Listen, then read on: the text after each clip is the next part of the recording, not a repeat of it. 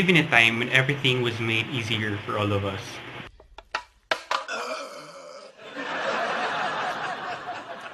Okay.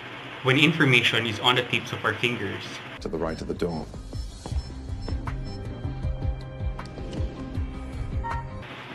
And all possibilities are endless. Thanks to information technology, we can do anything, but there's always two sides of the coin.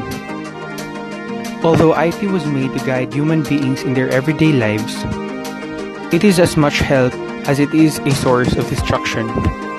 As some people say, IT is a gift of fire. The main purpose of social media is to break borders and connect people from all around the world. But most people today are addicted to their devices and technology in such a way that they are losing humanity. Human beings are losing the ability to engage with other people.